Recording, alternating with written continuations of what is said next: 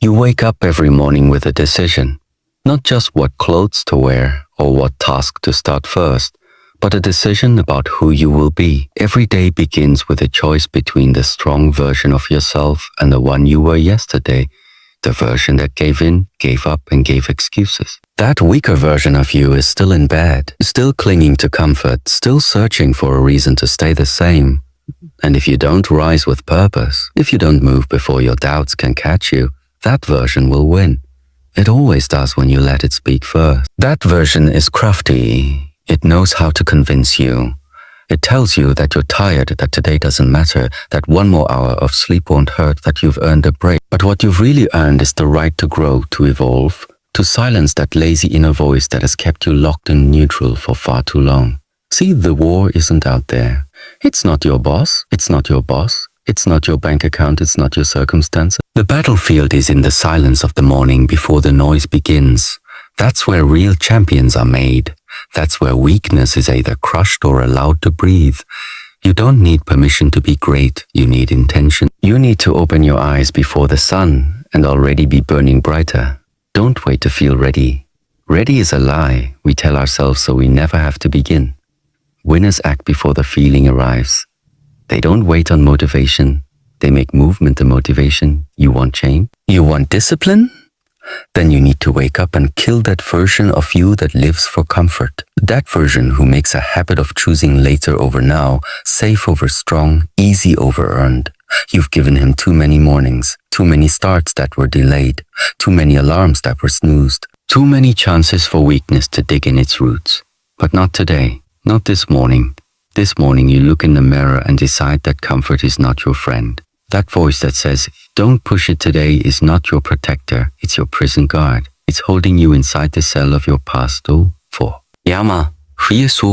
you take that voice and you stare it down. You lace up your shoes. You step outside while the world still sleeps. You move while everyone else is standing still. Because that's how you win. That's how you kill the excuse maker. Not with talk, not with vision boards, but with footsteps, with sweats, on deceit, and with a schedule that you don't negotiate with. Excuses love negotiation. They thrive on maybe and someday and we'll see. But you kill that weakness when you make your word law. When you say, I do this every day, and then you do. Not just when you feel like it, not when the mood is right. Not when others are watching, but always. Every single morning, you build a discipline to become unstoppable when you train yourself to do what must be done, even when the feeling isn't there. Especially when the feeling isn't there, that's the key. It's easy to be strong when life is cheering you on. It's another level to be strong when no one sees, when it's dark, when your body aches, when your mind says no, and you still rise. That's the version of you that the world's been waiting on. Not the talented version, not the smart version. The committed one. The one who doesn't talk about goals, they walk them, step by step, breath by breath, day by day. That weak version of you wants to live in delay. But strength lives in the now, so when the alarm goes off, it's not just time to wake up, it's time to rise up. Time to act like your dream depends on what you do next. Because it does. Kill the thought that says it's not the right time. Kill the feeling that says to take it easy. Kill the routine that doesn't challenge you. Kill the desire to impress people who don't matter. Kill the fear of failure that's been running your show. Kill it all by showing up to the morning like it's a mission, not a mood. You want to look back 5 years from now and feel proud. You want to be someone your family looks at with respect? Then don't give today to weakness. Don't give this morning to your lesser self. That version of you only knows how to survive. But you weren't built to survive, you were built to conquer, built to overcome, built to stretch beyond the version of you that once gave in. This morning, become your own hero. Show the little voice in your head that discipline owns you now, that excuses are bankrupt and laziness doesn't get a vote. You rise before the sun because destiny doesn't work. You run when others rest because your greatness demands it, and you put one foot in front of the other again and again because repetition is the architect of power. No, it won't be easy, but it will be worth it. Every drop of sweat, every early start, every internal battle won in silence. Because no one may see it now, but the world will feel it later. They'll see the results of what you did when no one was watching. They'll admire the fire you built alone, the life you forged in the furnace of discipline, but you'll know the truth. That the real victory happened long before the applause. That the real win was waking up when you could have slept, showing up when you could have quit, and killing, once and for all, the version of you that only knew how to wish. You've been given this morning. That's no accident, so don't waste it. Don't roll over into weakness, rise into greatness. And if that old version of you tries to speak, silence him with action, because this is your time and strength is a decision. Perfection wears a mask, but beneath it is fear. Every morning, when you hesitate to take that step, to send that message, to start that journey, you tell yourself you're just waiting to get it right. You're waiting for the perfect conditions, the perfect timing, the perfect plan. But what you're really doing is hiding. You're hiding from failure. You're hiding from judgment. You're hiding from the truth that nothing will ever be perfect, and you don't need perfection to begin. You only need courage. The weak version of yourself convinces you that if everything isn't lined up just right, then it's not the moment to act. But strength doesn't wait for all lights to turn green. Strength steps into traffic and learns to move regardless. That weak version of you pretends to be logical, telling you to be patient, to wait for clarity.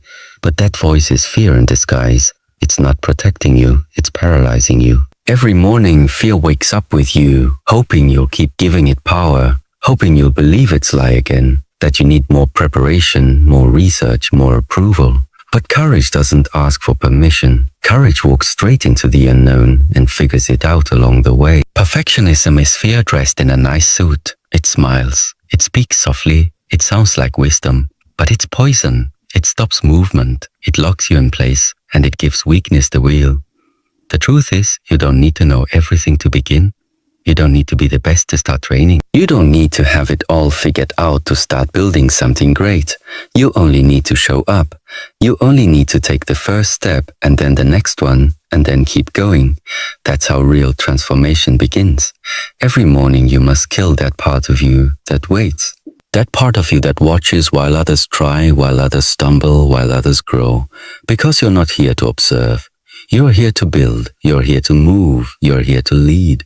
The weak version of you waits for a sign. The strong version creates one. You don't wait for clarity. You create clarity through action. Motion beats fear. Action kills doubt. And momentum will make you unstoppable. But you won't get momentum if you keep hitting the brakes every time you feel uncomfortable. You've got to learn to lean into discomfort. You've got to be willing to be bad before you get good. You're trying to build something real, so that old identity, the one born from fear and failure, has to die. Not later. Now, you can't move forward dragging chains from your past. You can't run into purpose while holding hands with who you used to be. You've got to let go. You've got to wake up every morning and say, that version of me doesn't live here anymore. You're not the quitter. You're not the one who folds under pressure. You're not the one who needs everyone's approval.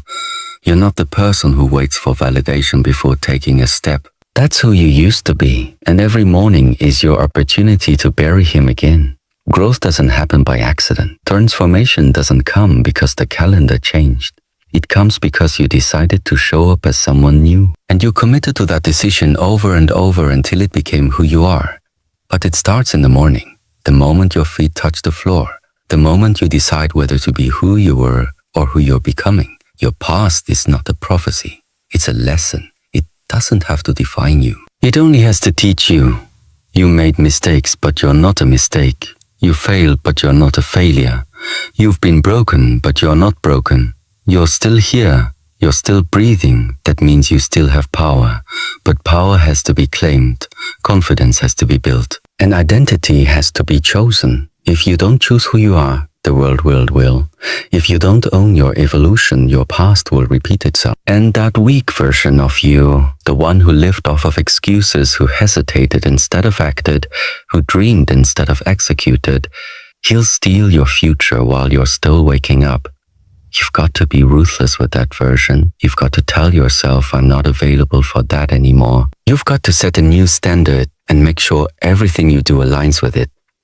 The way you walk, the way you talk, the way you handle pain, the way you keep your word. You can't say you're a lion and keep acting like a sheep. You can't say you want greatness and still cling to the habits of mediocrity. You can't talk about change and still make space for the old identity to breathe. Every day you give him room is a day he'll take over. He'll remind you of every time you failed. He'll tell you this version of you is fake. He'll whisper that growth is too hard, that your dreams are too big, that your time has passed. He'll sound convincing because he knows your fears. He was born in them. He knows the part of you that wants to stay hidden. But you don't owe him anything. Not your attention, not your energy, not your future. He got you here, but he can't take you there. So when the alarm goes off, don't just rise. Resurrect the person you were born to be. Not the version life shaped in fear, but the one built in faith. You have to kill the identity that only knows how to react. You were meant to create. You are meant to build. You are meant to rise in the face of pain and say, "This will not break me." That's who you really are. And every day is your chance to prove it. Not to the world, but to yourself. It's not about impressing anyone. It's about honoring the potential inside of you that's been waiting to be unleashed. That potential can't thrive in the shadow of who you used to be. So you've got to do the work. You've got to let go of the story that says you're not enough. You've got to replace it with a truth stronger than any lie. That you're not here to repeat. You're here to evolve. You're not here to settle.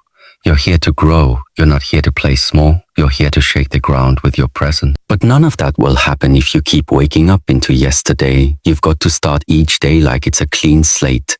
Like your future depends on how you show up in the next hour, because it does.